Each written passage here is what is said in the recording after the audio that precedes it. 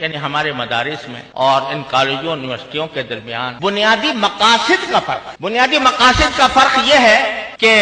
آپ کسی بھی کالج یونیورسٹی میں پڑھنے والے سے پوچھئے کہ بھائی کیوں پڑھ رہے ہو، یہ میڈیکل سائنس کیوں پڑھ رہے ہو، یہ کامرس کیوں پڑھ رہے ہو، یہ لا کیوں کر رہے ہو، پوچھو ان سے کسی سے، جواب یہ ہوگا کہ ہم اپنا کیریئر بنانے کے لیے کر رہے ہیں، یعنی اس لیے کر رہے ہیں کہ یہ پڑھانے کے بعد ہمیں اچھی تنخواہیں ملے، ہمیں اچھی ملازمتیں ملے، ہم زیادہ سے زیادہ پیسہ کما سکیں۔ ہر شخص کے دل و دماغ میں علم کا مقصد یہ بیٹھا ہوا ہے کہ میں زیادہ سے زیادہ پیسہ کماؤں، علم کو دولت حاصل کرنے کا ذریعہ بنانے کا ایک تصور عام ہے، جس سے چاہو دیکھ لو، وہ یہی کہے گا کہ میری ساری جد و جہد کا مقصد یہ ہے کہ میں اعلیٰ سے اعلیٰ منصب مجھے مل جائے، اعلیٰ سے اعلیٰ میں دولت حاصل کر سکوں، کاریں میری اچھی ہو جائیں، بنگلے میرے اچھے بن جائیں۔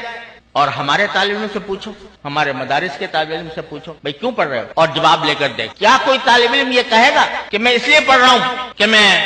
دنیا کماؤں اور دولت جمع کروں؟ کوئی ایک طالب علم مجھے بتا دو ان سے سارے مدارس میں پھیلے ہوئے طالب علموں، کوئی یہ نہیں کہے گا۔ اس کے اگر وہ طالب علم ہے تو اس کا جواب یہ ہوگا کہ میں خدمت کے لیے، دین کی خدمت کے لیے پڑھ، کسی بھی عنوان سے مجھے خدمت کا موقع ملے گا میں وہ خدمت انجام۔ بے شک معاش انسان کی ایک ضرورت ہے، لیکن معاش مقصد زندگی نہیں ہوتا، وہ ایک ضرورت ہوتی ہے، وہ ایک حاجت ہوتی ہے، اور ضرورت بقدر ضرورت کا بقدر ضرورت ہی استعمال ہوتا ہے۔